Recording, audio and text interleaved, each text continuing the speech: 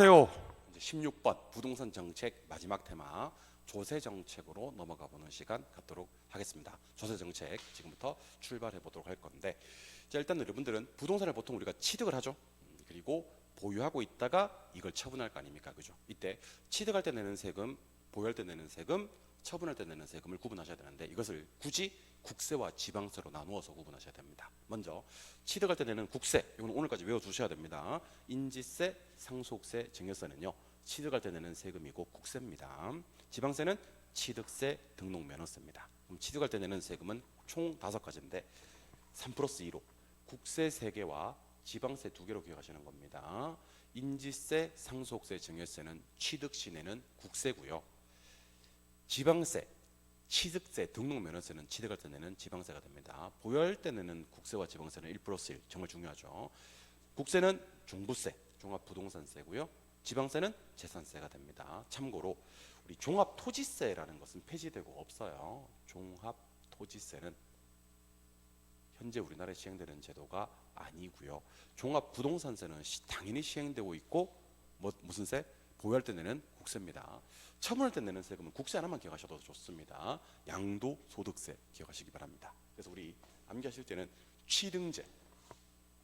취등재, 지방세, 나머지는 싹 다 국세 하셔도 됩니다. 취등재, 지방세, 나머지는 싹 다 국세. 인지세, 상속세, 증여세, 종합부동산세, 양도소득세를 포함한 각종 소득세, 그리고 법인세, 부가가치세, 이런 건 전부 다 국세입니다. 국세고, 우리 개론 시간에는요, 취등재, 취득세, 등록면허세, 재산세 정도만 지방세고 나머지는 다 국세다.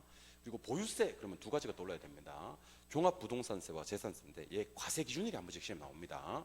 보유세, 재산세와 종부세 과세 기준일은 몇 월 며칠이요? 그러면 6월 1일이요. 요거 정리하셔야 됩니다. 6월 30일 아닙니다. 6월 1일이고, 여기는 없지만 하나 필기해 두셨으면 좋겠는 게 하나 있습니다. 자, 우리 세금을 징수하는 방법에는요, 신고하는 세금이 있고요, 징수되는 세금이 있거든요. 이름하여 우리는 신고 납부 방식과 보통 징수 방식이라고 얘기를 해요. 보통 징수 방식. 신고 납부는 당연히 방금 소개드렸던 취득세, 그리고 등록면허세,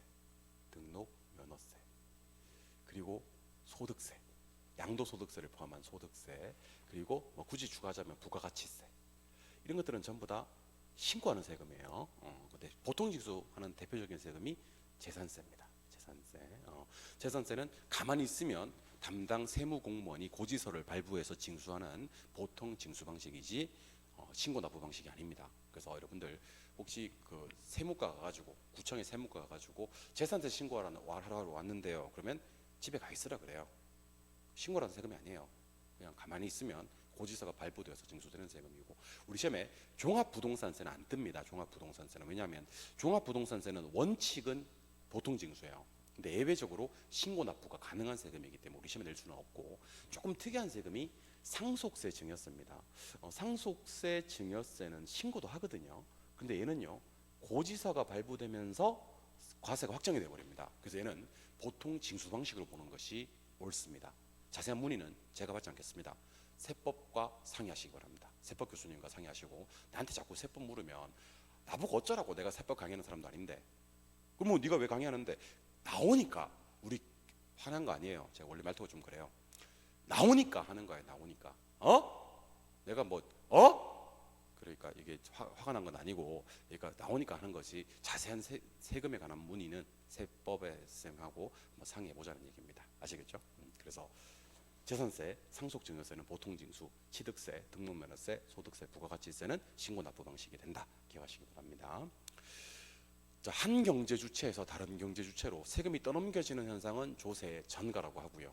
그 결과 누군가가 세금을 부담하게 되었다 하는 것을 조세의 귀착이라고 하는데, 귀착은 비탄력적인 사람이 세금을 많이 부담합니다. 탄력적인 사람은 세금을 적게 부담해요. 그래서 혹시 수요가 비탄력적이다 그러면 말 그대로 이제 수요자 많이 하시면 됩니다. 공급이 비탄력적이다 하시면 공급자 많이 이렇게 하시면 돼요. 근데 탄력적이면 그 사람 말고 다른 놈이 부담해요. 수요가 탄력적이다 그러면 수요자 말고 공급자 많이 하시면 돼요. 공급이 탄력적이면 공급자 아니고 수요자 많이 이렇게 하시면 됩니다. 그래서 이거는 연습을 좀 할게요. 비탄력이 나오면 걔가, 탄력이 나오면 다른 놈이 하시면 돼요. 가볼까? 수요가 비탄력적이면 수요자가 많이 냅니다. 공급이 비탄력적이면 공급자가 많이 냅니다. 탄력이 나오면 바꾸세요. 수요가 탄력적이면 공급자가 많이 내고요. 공급이 탄력적이면 수요자가 많이 냅니다. 근데 간혹 여기서 완전 비탄력이 나오는 경우가 있어요. 완전 비탄력이 나오는 경우는 걔가 전부 낸다로 바꿔주시면 됩니다. 그래서 수요가 완전 비탄력적일 때는 수요자가 전부, 공급이 완전 비탄력적일 때는 공급자가 많이 내는 게 아니고 전부 똑같습니다. 수요가 완전 탄력적일 때는 바꿉니다. 공급자가 전부, 공급이 완전 탄력적일 때는 바꿉니다. 수요자가 전부. 그래서 8개밖에 안 되니까 연습을 좀 하세요. 수요 비탄력이면 수요자 많이 내다가 수요 완전 비탄력적이면 수요자 전부, 공급 비탄력이면 공급자 많이 내다가 공급이 완전 비탄력적이면 공급자 전부, 수요 탄력적이면 공급자 많이 내다가 수요 완전 탄력적이면 공급자 전부, 공급이 탄력적이면 수요자가 많이 내다가 공급이 완전 탄력적이면 수요자 전부. 이렇게 한번 연습해 주시기 바랍니다. 그 다음에 3번은 됐고 4번으로 갑니다. 거래세가 인상되면요, 수요자 공급자 둘 다 안 좋아합니다. 생산자 잉여 소비자 잉여 둘 다 감소되고요. 거래세가 인상되는 순간 시장 참여자들이 시장을 떠납니다. 이렇게 경제 주체들이 시장을 떠났을 때 발생되는 손해액을 우리는 경제적 순손실이라고 부릅니다. 세금을 높이면 세수입이 늘어야 되는데 시장 참여자들이 시장을 떠나버리면 손실이 발생할 수 있거든요. 그걸 경제적 순손실이라고 합니다. 다 기억하시면 헷갈리니까 하나만 기억합시다.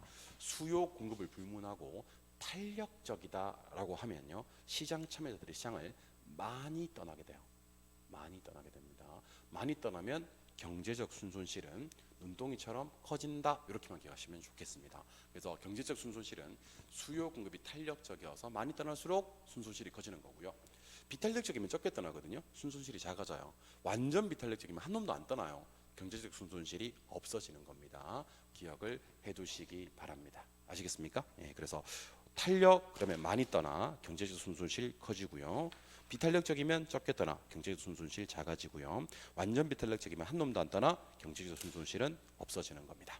그리고 최근 시험에 계속 나오고 있는 게 또 뭐냐면 양도소득세 중과입니다. 이건 좀 중요합니다, 여러분들. 양도소득세가 중과됐을 때 벌어지는 일. 일단 주택 공급 동결 효과가 발생을 하기 때문에 공급이 줄어요. 이게 제일 중요합니다. 가격이 말 수도 있어요, 상승할 수도 있습니다. 근데 이걸로는 조금 부족합니다. 그래서 몇 가지를 좀 더 추가해드리면 양도소득세가 중과되면요, 사람들이 처분을 기피합니다. 처분 기피. 거래를 뭐 하려고 합니까? 그러면 거래를 미루려고 합니다. 그럼 보유기간이 처분 안 하니까 늘어나는 현상이 발생합니다. 그래서 공급이 주는 거예요. 그래서 혹시 시험에서 처분을 하기 위해 그럼 틀려요. 양도세 중과세 되면 처분을 기피하려고 이렇게, 거래를 앞당기려고 하면 틀려요. 미루려고. 보유기간이 줄어드는 그럼 틀려요. 보유기간이 늘어나는. 그래서 공급이 감소되면서 오히려 주택 가격이 상승할 수도 있는 것이 양도소득세 중과의 효과이다라는 것을 기억하시고, 4번의 헨리 조지의 토지 단일세론, 이것은 사실 35회 직전 시험에 떴기 때문에 이번 시험에서는 안 뜰 가능성이 많습니다. 그래서 헨리 조지는 토지 단일세론을 주장했는데, 토지 단일세론이 뭐냐면 지대 수입을 100% 징수하자고 얘기합니다. 이분은 지대 수입을 100% 징수하자. 그러면 토지세 수입만으로 재정 흉당을 할 수 있기 때문에 토지 가치에 대한 조세 외에 다른 조세는 모두 철폐하고 하나로 세금을 통일하자 하는 것을 토지 단일세론이라고 합니다. 그래서 이번 시험 관련해서는요, 토지 단일세론을 주장하신 분이 누굽니까? 정도만. 토지 단일세론을 주장하신 분은 누굽니다? 헨리 조지입니다. 정도만 기억을 하시고 넘어가셔요. 아시겠습니까? 토지 단일세론 주장하신 분은 누구다? 헨리 조지입니다 하고 넘어가세요. 그래서 오른쪽 페이지로 가셔서 저랑 문제 한번 35회 때 나왔던, 그러니까 제가 한 문제 이상이라고 하는 이유가 뭐냐면 직전 시험이었던 36회 시험에서는 이런 식으로 두 문제가 출제가 되기도 합니다. 정책 파트, 그 중에서 조세 정책. 수업이 엄청 짧지 않습니까? 지금 수업이. 근데 여기서 끝났거든요. 수업은 두 문제가 나와버린다는 겁니다. 그러니까 열심히 좀 공부를 하셔야 되는 그런 내용입니다. 오히려 이렇게 가성비가 너무 좋은 파트 아닙니까? 이렇게 짧게 수업이 끝났는데 작년 시험 같은 경우는 두 문제 그리고 한 문제 이상은 반드시 나온다. 할만하지?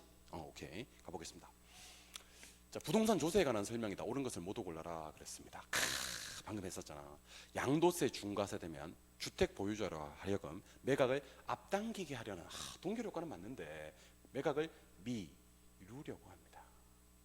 매각 하는 순간 세금 내야 되니까 미루려고 하고요. 처분을 기피합니다. 보유기간 늘어납니다. 그걸 동결효과라고 합니다. 기억은 틀립니다. 니은 재산세와 종합부동산세 과세 기준일은 6월 1일로 동일하다. 예, 맞습니다, 여러분들. 재산세와 종합부동산세는 뭐기 때문에 보유세이기 때문에 과세 기준일이 6월 1일로 동일합니다. 물론 보유세이긴 하지만 재산세는 지방세, 종합부동산세는 국세가 되겠지. 취득세와 상속세는 취득 단계에서 부과되는 지방세이다. 취득세와 상속세가 취득 단계에서 부과되는 건 맞는데 둘 다 지방세는 아닙니다. 취등제만 지방세고요. 상속세는 국세로 가야 됩니다. 증여세와 양도소득세는 처분 단계에서 부과되는 국세다. 국세도 맞고요. 맞잖아. 둘 다 국세거든. 근데 둘 다 처분 단계. 요게 틀린 거예요. 처분 단계에서 부과되는 것은요. 양도소득세밖에 없고요. 증여세는 취득 단계에서 부과된다라고 해야 됩니다. 그래서 우리 왜 아까 표에서 취득하고 보유하고 처분할 때는 국세와 지방세 나눠서 구분했지 않습니까? 취득할 때는 국세, 인지세, 상속세, 증여세, 지방세, 취득세, 등록면허세, 보유할 때는 국세, 종합부동산세, 지방세, 재산세, 처분할 때는 국세, 양도소득세 하시면 되니까 여기서는 맞는 게 하나밖에 없네요. 니은 하나 맞고 나머지 기역, 디귿, 리을은 다 틀린다. 답은 1번이 되는 그런 문제입니다. 세법 관련된 내용이 많지만 부동산학 개론 시간에도 열심히 공부하셨으면 좋겠다라는 얘기를 드려봅니다. 2번 토지세를 제외한 다른 모든 조세는 없애고 정부의 재정은 토지세만으로 충당하는 토지 단일세론을 주장한 학자는 누굽니까? 그랬습니다. 이거는 헨리 조지입니다. 답은 4번이고 답 4번 체크하고 이제 얘기해야 됩니다, 여러분들. 혹시 최대 수요이론 주장하신 분이 누굽니까? 라고 물으면 레시. 소매 인력 법칙 하기도 하고 소매 중력 법칙 하기도 합니다. 소매 인력 중력 법칙 주장한 사람이 누굽니까? 그러면 레일리 하셔야 됩니다. 입찰지대 주장하신 분이 누굽니까? 그러면 알론소 하셔도 되는데 혹시 알론소가 없으면 튀넨 해도 됩니다. 튀넨이 알론소에 영향을 미쳤기 때문에. 동심원 이론 주장하신 분이 누굽니까? 그랬을 때 버제스입니다. 그래서 작년에는요. 그 35회 기준으로 본다면 누구의 무슨 이론만 알아도 풀 수 있는 문제가 두 문제가 나왔었습니다. 크리스탈러는 중심지론, 버제스는 동심원 이론, 지금 보고 계시는 토지 단일세론은 헨리 조지의 토지 단일세론. 이렇게 제목만 알아도 맞출 수 있는 문제였습니다. 아주 난이도 하짜리 그런 문제였죠. 답은 4번이 되는 그런 문제가 됩니다. 아시겠죠? 이제 드디어 부동산 투자론으로 넘어갑니다. 투자론은 테마가 자 보세요. 하나, 둘, 셋, 넷, 다섯, 여섯, 일곱, 8개 테마입니다. 8개 테마. 근데 이 중에서 요 3개 테마까지는 좀 할만합니다.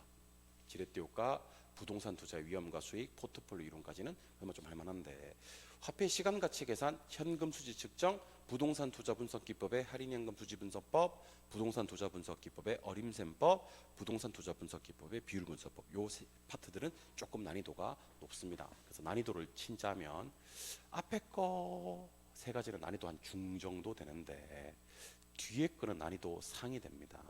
그래서 공부하실 때 20번부터 24번 테마 정도는 여러분들이 열심히 한 2회독 이상 많이 공부하실 때는 3회독까지도 공부를 해주시기 바라고. 혹시 1차만 준비하시는 분 손 들어보세요. 1차만 준비하시는 우리 구독자 여러분, 시청자 여러분들은요 한 4회독까지도 한번 해보시기 바랍니다. 왜? 그러면 고득점이 나와요. 요거 20번 테마부터 24번 테마까지는 3회독, 4회독 정도 해주시면 부동산학개론은 고득점입니다. 반복을 많이 하면 많이 할수록 점수는 올라간다, 정비례한다라고 이해하시면 좋을 것 같습니다. 그래서 테마 17번 지렛대 효과부터는요 다음 영상에서 만나도록 해요. 다음 영상 드디어 그 유명한 부동산 투자론으로 접근해 가고 있습니다. 우리는 17번 테마 지렛대 효과 투자론에서 만나요. 안녕.